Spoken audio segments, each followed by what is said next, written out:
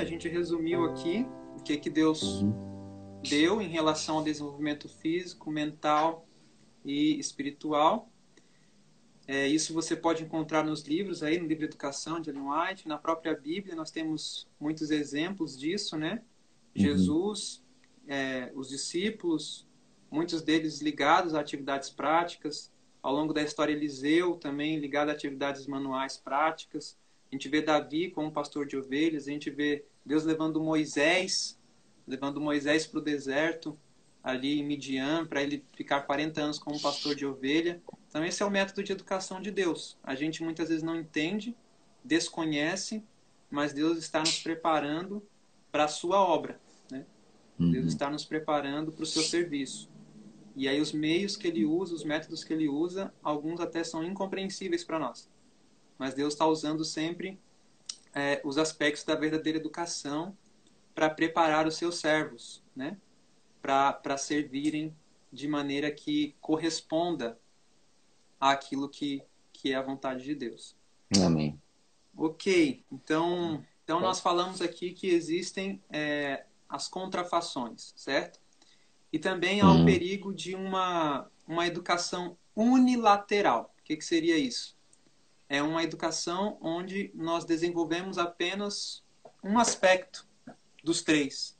Porque, veja, se o foco de Deus é um desenvolvimento harmônico dessas três áreas, elas são desenvolvidas juntas, porque nós somos um indivíduo, né? Então, o termo para dividir aí físico, mental e espiritual é só de maneira didática, mas nós somos um, né? Mente e corpo estão ligados intimamente, um corresponde ao outro. Quando um afeta, o outro se ressente. Quando um é afetado, o outro se ressente. Ok, então nós temos aí Deus dando a verdadeira educação, Deus colocando a verdadeira educação e o inimigo trazendo uma contrafação. E aí tem o perigo da educação unilateral. Desenvolver apenas um lado. Desenvolver somente o físico, ou desenvolver mais, ou somente o intelectual, ou desenvolver só o espiritual. Vamos ver alguns exemplos aí. Por exemplo, os monges, aqueles que vão lá para o Tibete, para esses lugares, e eles ficam ali somente fazendo exercícios espirituais, orações e toda aquela coisa. Então isso é uma educação unilateral, onde você desenvolve apenas um lado.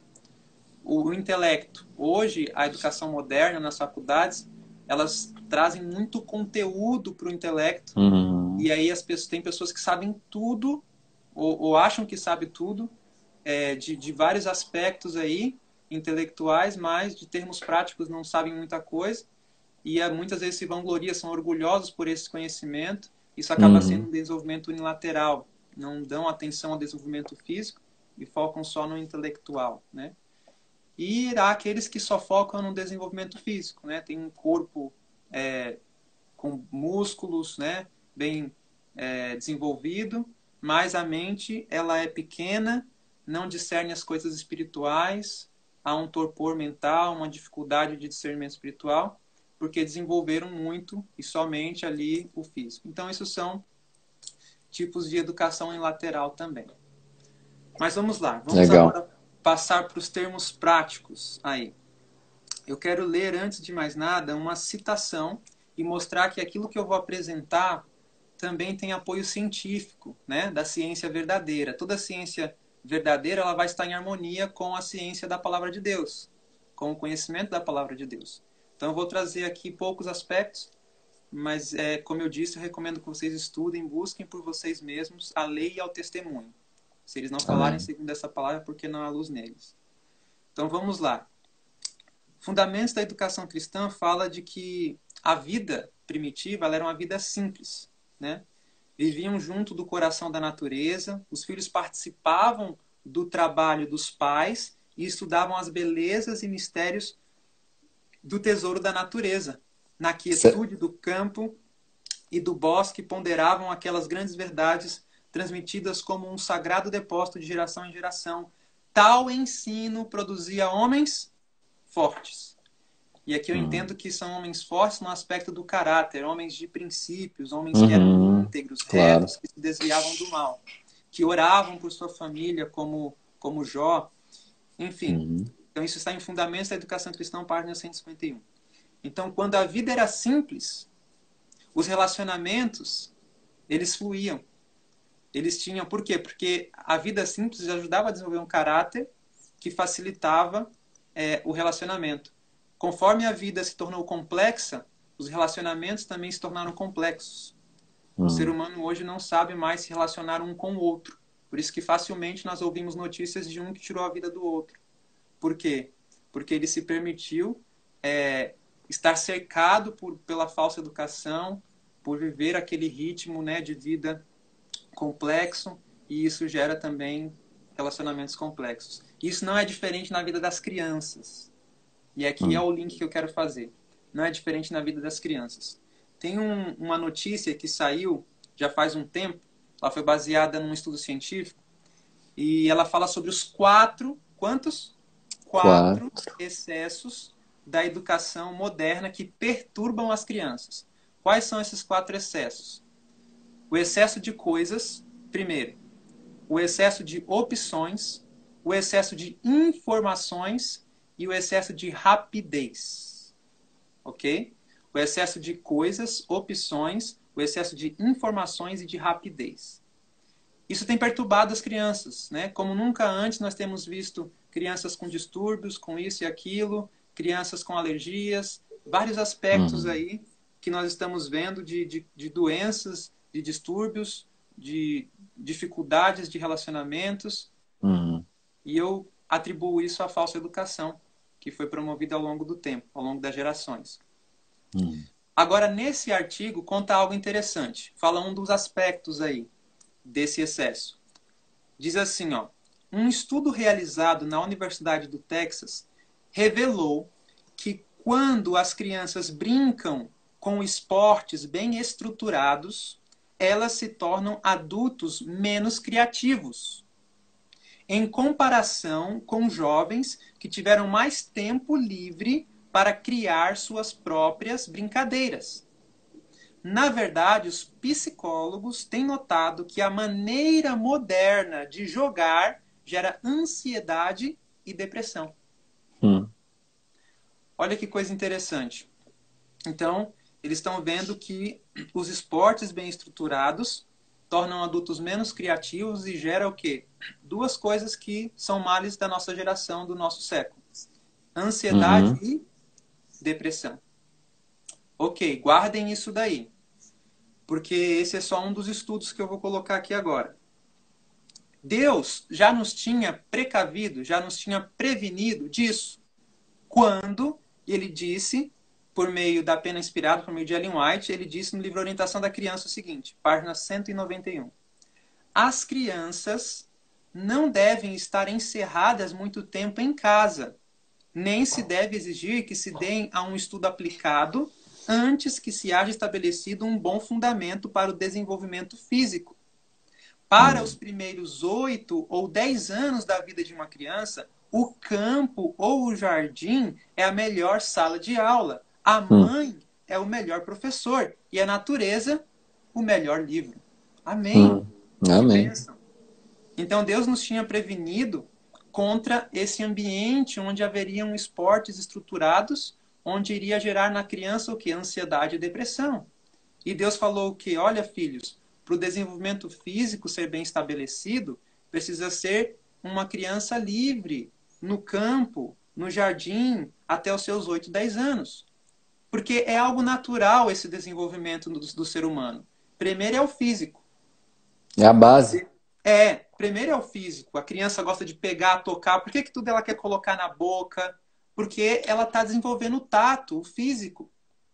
E aí depois a criança começa a ter compreensão, discernimento, o intelecto começa a funcionar de forma mais perceptiva, começa a raciocinar de causa para efeito. Ela, bom, se eu tocar no fogo, queima. Se eu desobedecer o papai e a mamãe, tem consequência. Então, vai começando a desenvolver o intelecto. Até que, olhando para o pai, para a mãe, o pai uma figura de Deus, a mãe uma figura da igreja, ela começa agora a desenvolver uma ideia de quem é Deus. O desenvolvimento espiritual. começa ali, ela vai começar a entrar nesse trabalho de formação do caráter, em cooperação com Cristo. Então veja que interessante. É natural essa ordem e esse desenvolvimento harmônico que deveria acontecer na vida de todos. E Deus nos preveniu contra os aspectos da falsa educação. Ok, vamos lá. Vamos agora falar em termos claros aqui sobre o que seria primeiro o espírito, um dos espíritos da contrafação do desenvolvimento físico, ok? Para depois nós entrarmos especificamente como tem sido aplicado esse espírito, que é uma contrafação do espírito que Deus deseja desenvolver no aspecto do desenvolvimento físico, certo? Vamos lá. Eu quero introduzir aqui uma palavra que talvez será nova para alguns. E essa é a palavra emulação. O que é emulação? Alguns aí podem, né, pensar, se quem conhece, a palavra emulação, o que seria? Na tradução ACF da Bíblia, em português, que é Almeida Corrigida Fiel, Gálatas capítulo 5, verso 19 e 20, fala dos frutos da carne. Então aqui vai uma dica. A palavra emulação no grego aparece ali em Gálatas, como sendo um fruto da carne. Então aí eu pergunto, será que emulação é algo bom ou é algo ruim? O que você acha, Raul? Como sendo um fruto da carne. Parece ruim, né? Parece ser algo ruim, certo? Então vamos lá. Em outras traduções é usada outra palavra, mas todas são sinônimas. O que significa emulação? Se você buscar no dicionário, a palavra emulação significa competição. Significa rivalidade. Ok? Então isso é o que significa a palavra emulação. E esse é um dos aspectos da contrafação no desenvolvimento físico. Alimentar, estimular a competição. Ok. Então esse é o espírito da contrafação. Certo? Vamos ler então aqui alguns textos. Primeiros Escritos, página 119, diz assim: se o orgulho e o egoísmo fossem postos de lado, 5 minutos bastariam para remover a maioria das dificuldades. Olha só. Isso está mostrando para nós que, por natureza, nós somos inclinados ao quê? Ao orgulho e ao egoísmo. E muitas vezes os problemas da vida, eles não são resolvidos ou demoram para ser resolvidos por causa do orgulho e do egoísmo acalentado no coração. E olha só, a competição, a rivalidade, ajuda a fortalecer esses maus traços do caráter. Ok? Então guardem isso aí. Um outro texto é a incredulidade, a mundanidade, a falta de consagração e a contenda entre o professo povo de Deus que nos tem detido neste mundo de pecado e por tantos anos. Então, incredulidade, mundanidade, aqui fala também do amor ao mundo, né? Isso tem nos mantido nesse mundo. E a competição estimula tudo isso. É como se fosse uma faísca para tudo isso. E a competição hoje, né, o Jonathan, é tido como algo nobre de se ter. Você vê os reality shows aí. Uma vez eu tava vendo o cara tava parecia uma propaganda. Assim, recrutando pessoas para um reality show. Acho que era MasterChef. E aí ele perguntava assim: você é competitivo? Tipo assim, se a pessoa respondesse não, ela tava fora já, entendeu? Então, tipo assim, você tem que ser competitivo, entendeu? Sim, se você não for competitivo, você não serve para estar aqui. Exato. Então hoje não, eu sou uma pessoa super competitiva. Tipo, pode deixar que né? Não pode deixar, me contrata aí que eu sou competitivo. Sim. Ou fica tranquilo que eu sou competitivo. Então isso torceu tanto na nossa mente hoje, cara. E isso eu acho que é de todos aí que você vai falar, talvez seja a maior quebra de paradigma aqui do que a gente vai falar hoje, é que ser competitivo e praticar coisas que nos levem à competição está de desacordo com o caráter de Deus. Exatamente. Quando a gente fala em uma frase, parece óbvio. Mas você vai falar que esporte não seria o ideal, ou na verdade é uma ferramenta do inimigo, isso é quebra de paradigma. Eu nunca ouvi ninguém falar isso em rede nacional, igual a gente está aqui. Sim. Né? Então, Raul, o que a gente aprende com isso? Nesse momento, é um momento eu peço que todos que estão ouvindo estejam em oração, porque eu vou contar aqui um pouco do meu testemunho também, e não é fácil quebrar com a falsa educação, é isso que nós falamos aqui. Não é fácil quebrar com aquilo que se acumulou ao longo da vida como sendo algo bom, normal, prazeroso, prazenteiro. Então, assim, o jugo da falsa educação faz parte daquele jugo que Cristo quer que nós coloquemos sobre ele e quebremos esse jugo, certo? E agora nós vamos andar com o jugo de Cristo. Amém. Então, andar com o jugo de Cristo é o quê? É andar como um discípulo e um mestre. É o discipulado. Cristo, o que o Senhor quer me ensinar? Qual que é a vida que o Senhor quer que eu tenha? Qual é o caráter que o Senhor quer que eu desenvolva? E Ele está ali do teu lado, né? Porque o jugo era uma ferramenta colocada sobre os bois para eles juntos ararem a terra. E o boi mais experiente era colocado de maneira a ajudar o menos experiente. Então eu sou o menos experiente. Eu que preciso aprender a usar a vida sabiamente. Eu que preciso aprender a usar o meu físico, a minha mente, meu intelecto e construir um caráter de acordo com Cristo. Certo? Nós vamos fazer menção aqui a essa revista, a esse artigo da revista Adventista, falando sobre o espírito de competição. Esse artigo saiu também na Adventist World, e aqui o autor do artigo, ele é fantástico. Ele traz aqui alguns aspectos da competição que nós vamos mencionar ainda. Essa foi a revista de outubro de 2009. Aqui está a capa. Tem um acervo da revista Adventista também, online, para você baixar qualquer revista ali, ok? Então, se você pesquisar aí na revista Adventista antiga, né, nós tínhamos aí aqui no Brasil uma ênfase para ir para o campo, para desenvolver escolas agrícolas, para desenvolver os trabalhos manuais. Mas isso se perdeu ao longo da história. O inimigo conseguiu nos iludir com os aspectos da falsa educação. E isso é triste, queridos. Isso é algo para nós orarmos ao Senhor e pedirmos que isso não seja nas nossas vidas. Bom, vamos avançar aí. Nós sabemos que na Contra-Reforma, o aspecto da educação se ressaltou. E para você entender isso, eu recomendo aqui o livro Estudos em Educação Cristã, de Edward Sutherland, que foi um dos primeiros na reorganização da igreja que decidiu mudar o colégio de Battle Creek para Michigan. E ali eles começaram o Emmanuel Missionary College, onde eles usavam os trabalhos manuais para desenvolver o caráter dos jovens, né? Eles tinham ali meio período de trabalho e meio período de estudo. E isso era um aspecto da verdadeira educação na prática. Então, a Contra-Reforma, ela veio numa tentativa de usar a educação também, porque Melanchthon e Lutero usaram a educação. Porque, veja, os filhos dos protestantes continuavam estudando nas escolas católicas. E o que você acha que eles iam reproduzir na vida? As ideias do catolicismo. Então, eles entenderam que eles tinham que trabalhar na área da educação. Só que os jesuítas, que eram uma companhia dentro da Igreja Católica, que servia ao papado, eles entenderam que eles tinham que fazer uma contra-reforma. E eles trabalharam em que área? Na educação. E sabe qual que é um dos aspectos que mais se destaca na educação dos jesuítas? A emulação, ou seja, a competição.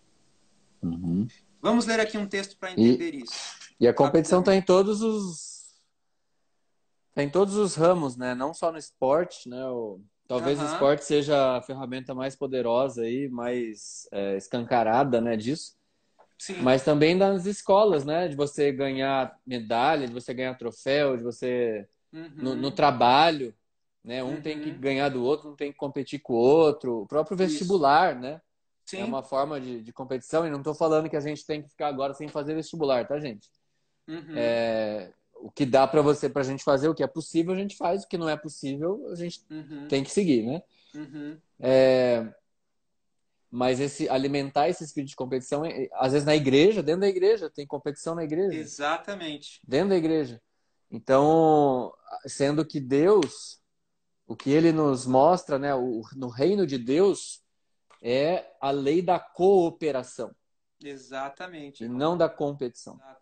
Exato. A gente vai chegar nesse ponto aí, ouvindo Tá. até as palavras do próprio Jesus. Mas vamos avançar aí do espírito para a prática. Só quero ler aqui a citação que fala sobre os jesuítas, que está nesse livro aqui que eu mencionei, tá?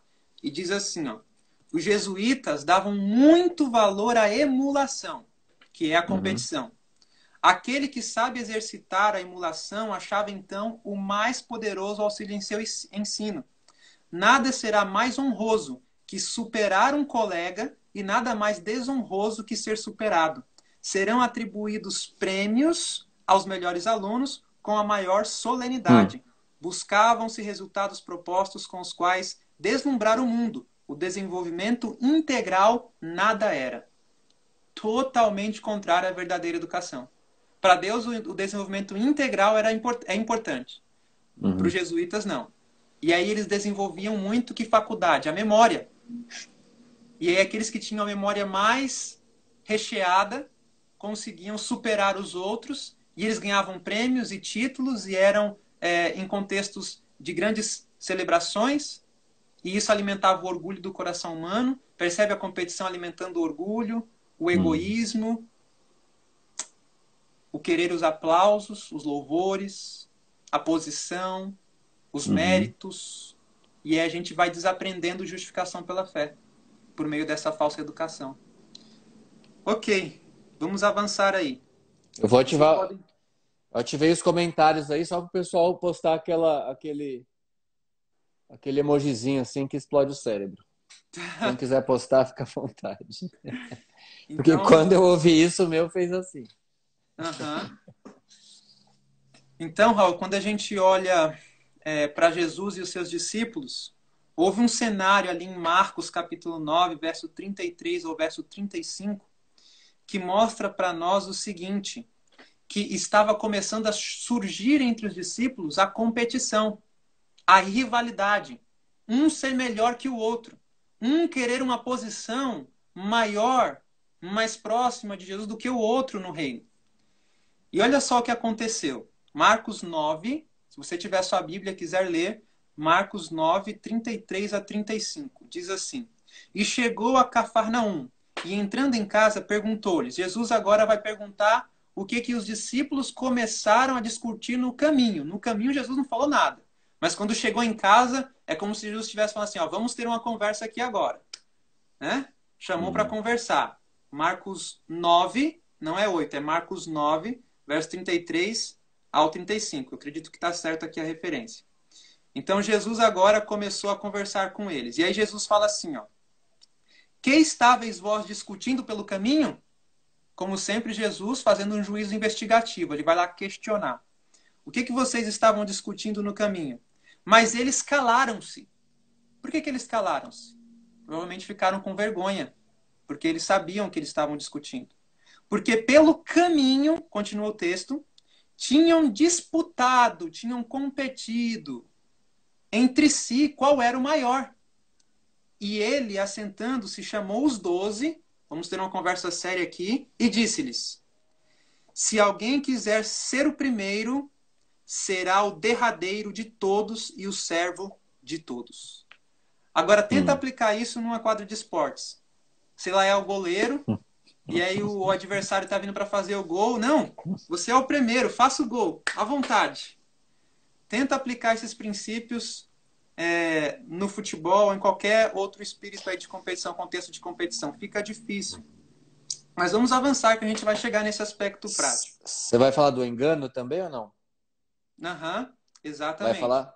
Mas você pode mencionar também. Deixa só mais para frente. Ah, ok, beleza. Ok.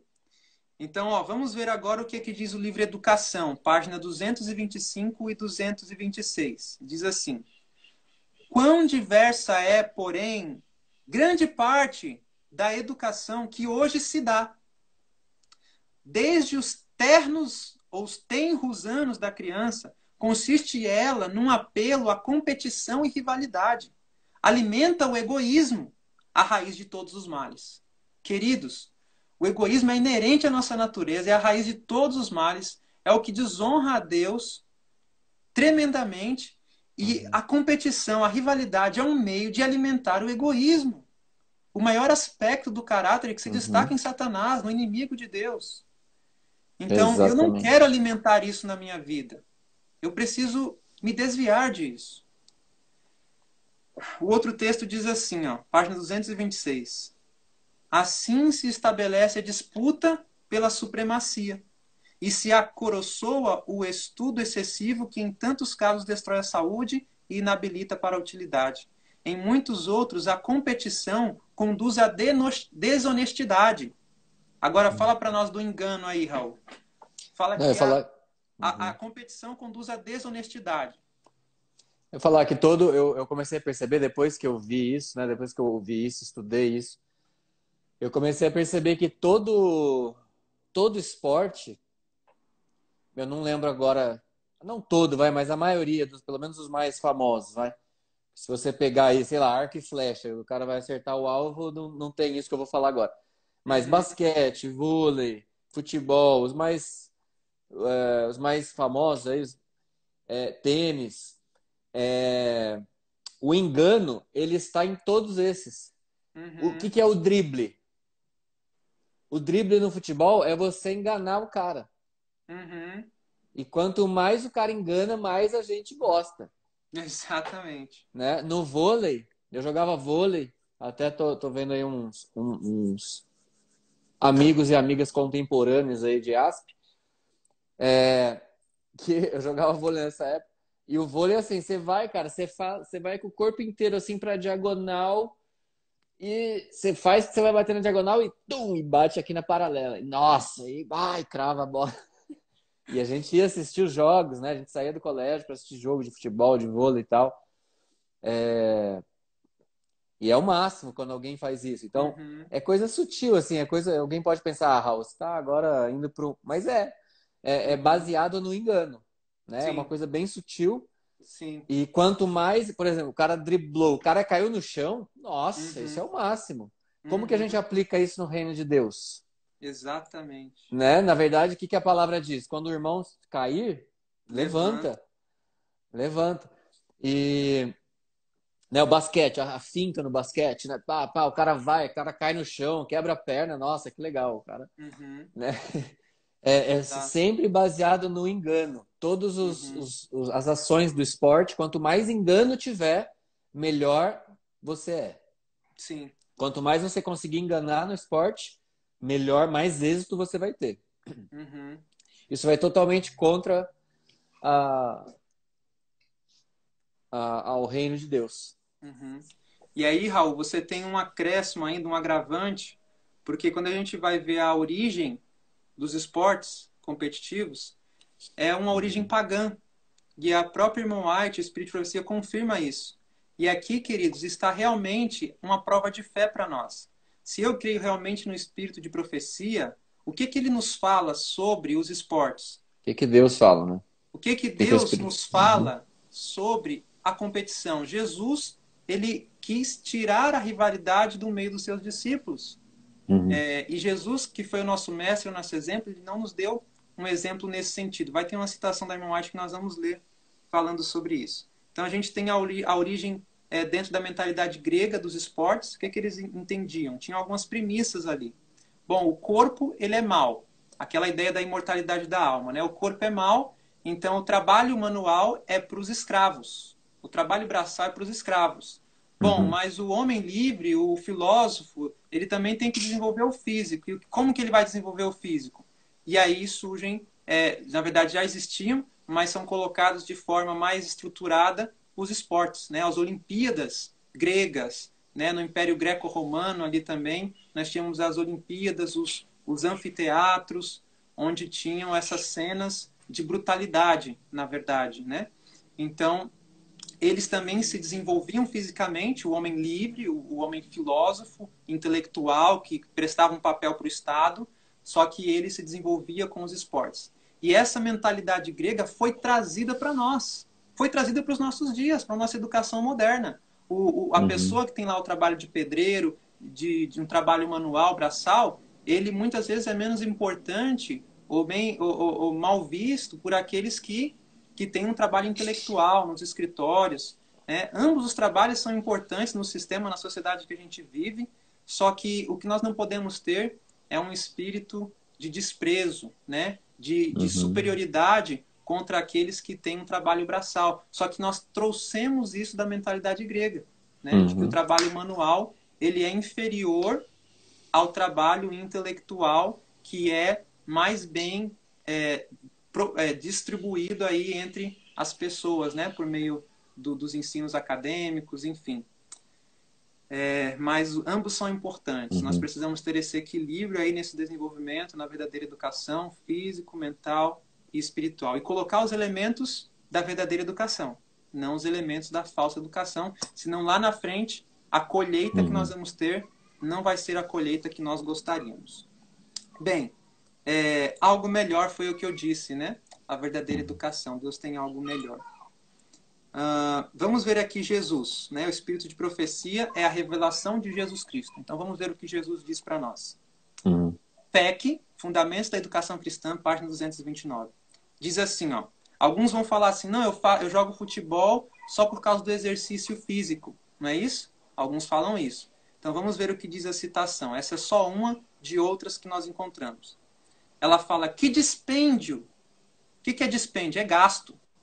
Que gasto de energia é feito em vossas partidas de futebol e outras invenções vossas de caráter gentílico? Exercícios que não beneficiam a pessoa alguma. Aplicai as mesmas energias na execução de trabalho útil. E acaso não vos será mais agradável enfrentar o registro de vossa vida no grande dia de Deus?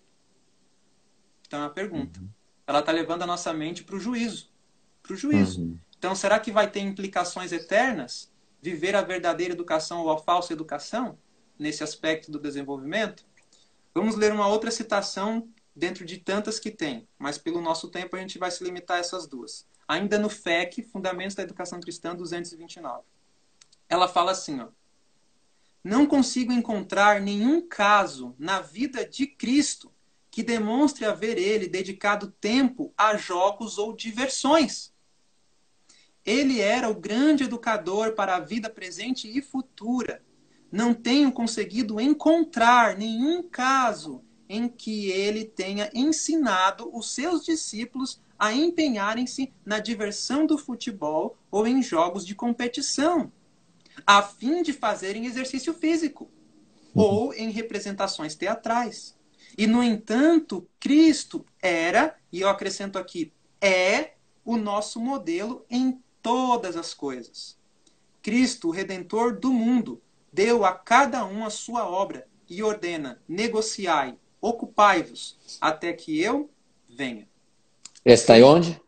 Está em FEC, Fundamentos da Educação Cristã, página 229. Eu convido, Jonathan, as pessoas digitarem. Primeiro, baixa o aplicativo EGW, pessoal. EGW. Baixa esse aplicativo de graça, tá? EGW. Baixa. Lá tem todos os livros em português de Ellen White. Tem o inglês também, se você quiser. E aí você digita lá, tem uma lupinha lá, você digita assim, esportes. E também você vai digitar jogos. Primeiro esportes, aí você vai ver todas as citações que falam esportes. E depois jogos, todas as citações que falam jogos. E você vai fazer esse estudo. E você vai ver que não tem saída. Tem uma citação que ela fala assim, olha, eu não condeno o brincar de bola. O simples brincar de bola.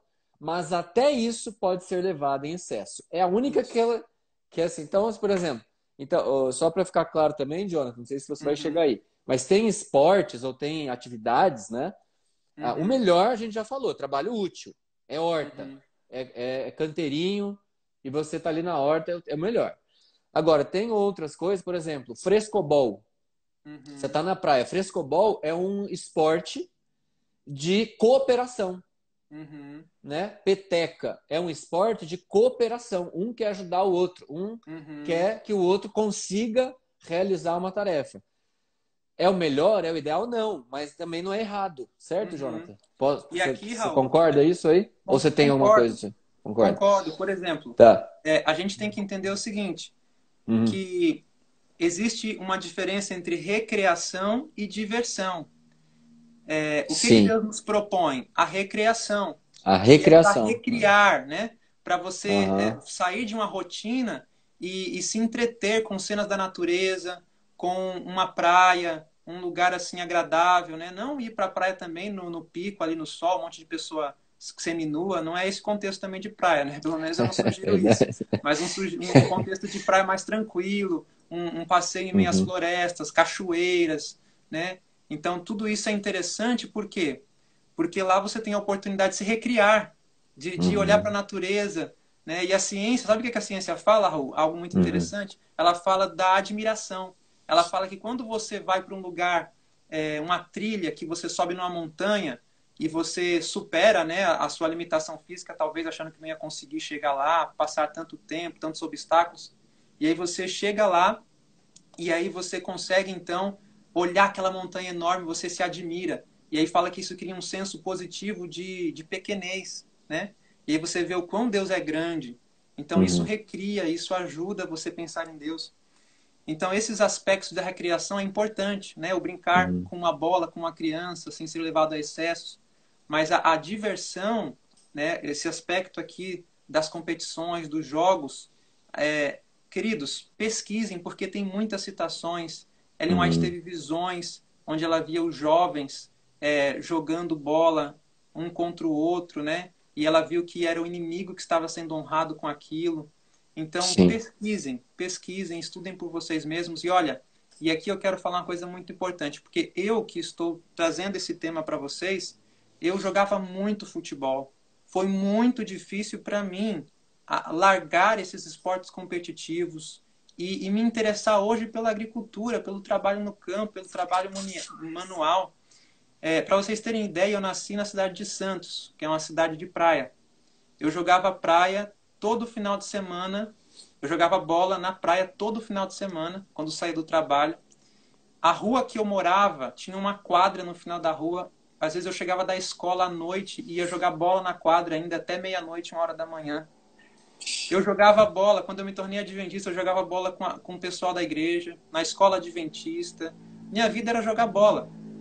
Então, e outros esportes competitivos. Então, para eu entender isso, Deus teve que falar muitas vezes e fortemente Uhum. comigo e me mostrou a verdadeira educação. E quando eu vi a verdadeira educação, eu tive que tomar uma escolha, eu tive que ter uma decisão. E Deus me ajudou a tomar a decisão de abandonar os esportes competitivos. E foi uma libertação para mim. Eu lembro a última vez que eu joguei futebol foi quando Deus falou mais fortemente comigo. Eu estava jogando na escola adventista com alguns amigos da igreja e aqueles jovens, eles eram mais novos do que eu. E esses jovens, eles fizeram uma panelinha e eu fiquei no time com os jovens mais fraquinhos. E eu falei assim, eu tenho que dar o meu melhor para nós conseguirmos vencer. E eu jogava no gol, jogava no meio e ia pro ataque fazer gol. Então, nesse dia, eu machuquei os outros meninos, né? Eu empurrava, como eu era maior que eles, eu dava jogo de corpo, eu enganava. E nós vencemos. Eu, com um time mais fraco, vencemos a panelinha do outro time. Só que, queridos, naquele dia, quando eu voltava para casa no ônibus, Deus me impressionou fortemente e me mostrou o quão competitivo eu fui, machucando os outros, tendo aquele espírito realmente egoísta para vencer. E aí Deus me impressionou.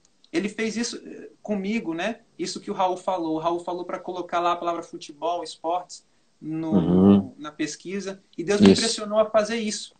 E na hora eu estava com o celular, no ônibus mesmo, queridos. Eu coloquei lá a palavra e comecei a pesquisar. E ali começou a minha busca, entender tudo isso. E aí, quando eu comecei a ler ali, esse texto que eu acabei de ler para vocês, que Jesus era nosso exemplo em tudo, mas ele não colocou os discípulos em time, 6 contra 6, vamos fazer um futebol aqui, uma diversão aqui. E olha que foi intenso o ministério de Jesus. Poderia ter uma diversãozinha assim de vez em quando, né? Não, mas não teve, queridos. Ele foi o nosso mestre em todas as coisas. E quando eu li aquilo ali, eu comecei a chorar no ônibus. eu comecei a ficar em lágrimas dentro do ônibus. E eu sabia que Deus estava me pedindo para renunciar a algo. Isso foi uma experiência que eu tive com Deus naquele momento. E você vai ter a sua, né, em todos os aspectos aí do crescimento na graça, do crescimento no conhecimento da verdade. E Cristo está ao nosso lado para nos libertar, para nos dar consolo, para levar o nosso fardo, levar o nosso Amém. jugo, levar as nossas dores, levar os nossos sofrimentos, as nossas perdas. Então, Cristo ele pode ser tudo em todos, desde que nós permitamos. E naquele momento eu permiti. E daquele momento em diante, Deus me ajudou a não mais jogar, né, os jogos competitivos. Eu jogava muito xadrez também. Eu já fui para campeonatos de xadrez. Deus E fala sobre o xadrez também. Só xadrez também digita xadrez aí também. é uma coisa que ela fala que não é do céu, né? Não é do céu. Então, quando eu entendi isso, renunciar ao xadrez também foi muito difícil, porque eu gostava, eu ia para campeonatos, eu jogava com meu sobrinho muitas vezes na escola, eu passava o recreio jogando xadrez. E queridos, entendam que se for para entrar no céu, não que essas coisas vão nos fazer entrar no céu, não. Largar essas coisas não vão fazer isso, mas é uma resposta de amor ao que Cristo nos pede, à luz que Ele nos dá, para que nós possamos estar cada vez mais desimpedidos para desenvolver o espírito altruísta, o espírito amoroso, a natureza amorosa. Então, Deus está dando ferramentas para a sua igreja, para nós não sermos encontrados entre aqueles que praticam as coisas que não são do céu. Deus quer que nós pratiquemos as coisas do céu, né? E viver a verdadeira educação é um processo de disciplina. É um processo de disciplina para tirar as arestas do caráter, né? Tem uma citação no livro Desejado, você pode pesquisar. A irmã White fala o que é conhecer a Cristo. E ela diz o seguinte, queridos, que conhecer a Cristo é uma emancipação de ideias, hábitos e práticas adquiridas na escola do príncipe das trevas. Então, o que é conhecer a Cristo? É uma emancipação de ideias, práticas e hábitos adquiridos na escola do príncipe das trevas. Então, que nós possamos conhecer e prosseguirmos em conhecer o Senhor, porque, como a alva, a sua vinda, a sua saída é certa. Ele virá para nos levar. Então, queridos, a gente vai terminar lendo uma citação aqui e resumindo aqui a educação de Jesus. E depois tempo, Raul? Continue aí, ó. Você consegue finalizar em quanto tempo, Jonathan? Acho que mais 5, 6 minutos. Beleza, é o suficiente, porque eu preciso falar da surpresa aí. Beleza. Que eu estou preparando para vocês. Ok, então me ajuda aí, tá? Beleza. Quando estiver faltando 1 minuto, você me fala. Conta 5 minutos. Tá bom. Então tá, nós temos aqui agora, queridos, uma citação que está no livro Testemunhos Seletos, volume 3, página 306. Diz assim: os poderes de Satanás estão a trabalhar para conservar o espírito dos homens alheio às realidades eternas. O inimigo dispôs as coisas de maneira que servissem aos seus propósitos. E a gente tem aqui uma coisa interessante. Como que ele dispôs as coisas de maneira que servissem aos seus propósitos? Ele queria desconstruir um dos aspectos principais da verdadeira educação, que era a família, como a primeira escola. Então, com a Revolução Industrial, ele tirou o pai da casa. Com a Revolução Feminista, ele tirou a mulher da casa. Com a revolução aí da música, né? Sexo, drogas e rock and roll, ele conseguiu vulgarizar o papel da mulher. E aí, com a revolução tecnológica, ele conseguiu trazer outros meios para educar os nossos filhos. Para educar os filhos dos adventistas do sétimo dia. Então, hoje, nossos filhos gostam de Disney, gostam do Batman, gostam dos super-heróis, eles querem as camisas dos super-heróis, né? Então, perceba, esse texto, Testemunhos Seletos, volume 3, página 306, está falando que Satanás dispôs as coisas de maneira a servirem aos seus propósitos. E aí ela vai dizer agora algumas dessas coisas que servem para o propósito de Satanás. Atividades mundanas, e aí você pode procurar entender o que são atividades mundanas, esportes e as modas da época. São coisas que ocupam o espírito dos homens e mulheres, né? Então, nós temos aí hoje a moda filisteia, né? Que são as roupas rasgadas, aquelas roupas com grandes rasgões nas pernas. E nós estamos muitas vezes aderindo a essas modas também. Mas uma coisa nós, como seres racionais, vamos perceber quando nós pegarmos a palavra de Deus e o que a gente vê no mundo. E Jesus viu isso. Conforme Jesus ia crescendo, ele ia vendo que os costumes e tradições dos homens se chocavam com os ensinos da palavra de Deus. Mas Jesus foi muito equilibrado ao lidar com tudo isso. E se você quer ser equilibrado, olhe para Jesus. Porque Jesus é a maior figura, o maior exemplo de equilíbrio que nós podemos encontrar na face da terra. Mas mesmo Jesus foi rejeitado. Mesmo Jesus foi rejeitado. E perseguido. E perseguido pelos seus. Então, veja, nós vamos ver que existe uma oposição entre o FEC, que é o Fundamento da Educação Cristã inspirado por Deus para a disciplina do seu povo, e nós temos o MEC, né, que é o Ministério da Educação. Então, há um conflito entre o FEC e o MEC. O MEC fala que tem que ter quadro de esportes nas escolas, mas o FEC diz que tem que ter campo para os jovens cultivarem o solo, né? Então, nós vamos perceber que há um conflito entre educações, há um conflito entre a verdadeira e a falsa educação. E eu quero terminar falando sobre o Mestre dos Mestres, o nosso Senhor Jesus Cristo. Só uma coisinha, Jonathan. Só para o pessoal não assistir uma live e depois assistir outra, falar que vocês estão se contradizendo, tá? O Daverney falou também sobre verdadeira educação. E ele falou que uma pessoa do MEC viu várias coisas do currículo da verdadeira educação e falou assim, isso aqui pode ser aplicado nas escolas, porque não vai de encontro ao que o MEC propõe. Então, só para não dizer que você falou uma coisa e ele outra, tem várias coisas que podem ser aplicadas. Inclusive ter uma horta na escola, por exemplo. Sim, sim. Inclusive ter agricultura na escola, por exemplo, pode ser aplicado. Tem escolas que já tem, algumas adventistas aí que eu conheço. Agora, você está falando de algumas regras que tem no MEC que estão em desacordo, para ficar claro aqui. Então, foi uma pessoa do MEC que falou, olha, várias coisas da verdadeira educação podem ser aplicadas nas escolas. Você tem um exemplo aqui. Mas, se você for ver lá as regras do MEC, tem que ter quadra de esportes. Já nas regras do FEC, não teria que ter. Né? Exatamente. Beleza. Legal, legal. Então, Jesus, ele viveu a verdadeira educação? Sim, ele viveu o desenvolvimento nesses três aspectos, né? Uma citação, um texto bíblico que você pode ler é Lucas, capítulo 2, verso 40 e verso 52. Eu vou ler aqui para vocês. Lucas 2, verso 40 e 52 diz assim: E o menino crescia e se fortalecia em espírito, cheio de sabedoria, e a graça de Deus estava sobre ele. Então o menino crescia e se fortalecia em espírito, cheio de sabedoria e graça. E o verso 52. E crescia Jesus em sabedoria, ou seja, o desenvolvimento intelectual, que o Raul mencionou aí, a sabedoria, que é conhecimentos práticos aplicados. Em estatura, que é o desenvolvimento físico, através da carpintaria, do trabalho manual. E em graça, estudando as escrituras ali espiritual da sua mãe, o desenvolvimento espiritual. E isso fala aqui que ele crescia em graça para com Deus e para com os homens. Olha que interessante. Então Jesus viveu a verdadeira educação, os três aspectos: estatura física, sabedoria intelectual e graça, o espiritual, né? E aqui fala da educação de Jesus no Ciência do Bom Viver nos seguintes termos, página 400.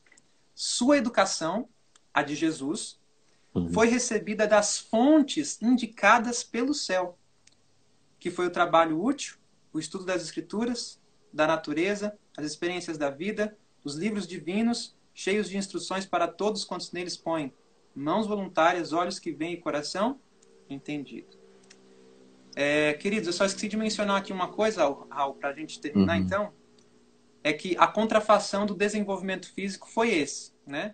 Eu ia falar isso para você agora, só para ficar claro, do físico é o esporte, do mental... A gente tem aí o espírito, que é a competição, que é algo que nós não deveríamos estimular entre nós, e quem tiver acesso aqui a esse artigo aqui da revista, leia, porque segundo Ellen White, nas palavras de Ellen White, a fraqueza das igrejas estava no impulso por rivalidade. Segundo Ellen White, cultivar o espírito de competição resulta em desunião, conflito, desconfiança e ciúme. Na visão dela, a rivalidade era a maior fraqueza das igrejas. Isso está na carta 136, 1900. Então, esse artigo é muito interessante. Ele traz contextos, citações, competição organizada em instituições também existe, né? Uma instituição querer ser melhor que a outra, a competição no meio corporativo, na família, né? Competição pode estar em todo lugar, porque é o espírito. Um espírito que leva ao egoísmo, ao orgulho, aos ciúmes.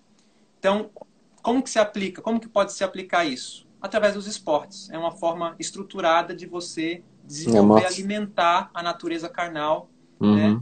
Enfim. E aí nós temos a contrafação do desenvolvimento intelectual, que a gente não chegou a explanar muito, mas ela fala dos clássicos, né? Se você pegar aqui o livro Conselhos aos Pais, Professores e Estudantes, tem um capítulo que está escrito com esse título, O Falso e o Verdadeiro na Educação. E aqui ela vai falar sobre... ficção. Isso, as ficções, os novelas, incrédulos, o saber histórico e teológico, os romances, né, que era a novela da época, as leituras da época, os clássicos pagãos. Teatro. Né? Enfim, teatro, né? Ela fala aqui de vários aspectos. O teatro também. E o pessoal fala que Ellen White não fala de cinema, né? Mas ela fala sim. Porque cinema, em inglês, é theater. Theater. E se você vai para o original, ela sempre fala sobre theater. Theater pode ser tanto teatro de palco, quanto movie theater, que é os teatros de filme, né? Teatros de... Então, só digitar lá teatro, ficção também. A gente vai falar sobre isso aí, não nessa série, mas vamos trazer aqui essas coisas também. Mas então, no mental seria isso e 1 minuto, Jonathan, porque eu preciso do resto dos minutos aí. E o espiritual seria o quê? O espiritual a gente pode compreender aí como todo o conhecimento, né? A falsa espiritualidade que tem sido promovida, né? Nós podemos pensar aí na questão da ocupação dos mandamentos de Deus, essa espiritualidade com tipos de oração, sem pedir, sem agradecer. Todo esse contexto aí de falsa espiritualidade a gente entende como sendo uma contrafação, porque o mundo hoje tem buscado espiritualidade, né? Mas em que fontes? De que maneira? Né? Os jesuítas contribuíram muito para isso, né? Toda essa base mística da busca pela espiritualidade é baseada em Loyola com os exercícios espirituais que ele desenvolveu, né? Isso se ramificou como uma contrafação da busca pela espiritualidade em todos os contextos aí místicos que a gente vê hoje, dentro do próprio espiritismo, né? A igreja emergente que surge com esses métodos católicos aí. Então, existe uma falsa espiritualidade também. E dentro da igreja, a gente pode falar desse falso reavivamento que vem principalmente através das músicas e ambientes com iluminação, e aquela coisa, aquelas músicas que repete, e parece que a gente está sendo transladado, né? Uma religião sentimental. Falso reavivamento, sentimental, é a religião sensação. Se eu não sentir, tá errado. Se eu não sentir, eu não estou sendo reavivado, e não é isso que Deus nos fala. E culto racional não quer dizer que a gente não possa se emocionar com músicas, né? Claro. Não quer dizer que a música não traga emoção, é óbvio que traz. Mas tem músicas feitas especialmente só para te trazer emoção e para tocar. Isso. Exato. E aí a gente vai falar também desses assuntos mais para frente. Raul, pessoal, vou ler o último texto então, para a gente terminar. Fiquem com isso em mente aí. João 7,15 diz assim: E os judeus maravilhavam-se dizendo: Como sabe este letras, não as tendo aprendido? Então, Jesus ele foi o maior mestre enviado por Deus, e ele não precisou ir para as escolas dos rabis para se tornar quem ele foi, mas foi simplesmente viver a verdadeira educação. Tens tu fé nisso? Será que nós acreditamos que a verdadeira educação pode dar bons frutos? Então, no próximo estudo, a gente vai falar sobre a colheita final, né? Então, nós vamos ver os frutos de tais educações e que Deus nos ajude, que Deus nos abençoe. Amém. Amanhã vamos estar juntos, pessoal, com o Jonathan. Coloque nos seus stories Esse é o maior aprendizado de hoje. E, pessoal, compartilhe, compartilhe, compartilhe. Mais pessoas precisam saber. E não julgue as pessoas que estão fazendo isso que a gente falou hoje, por favor, tá? Não julgue as pessoas. Cada um está numa fase, num nível, num aprendizado.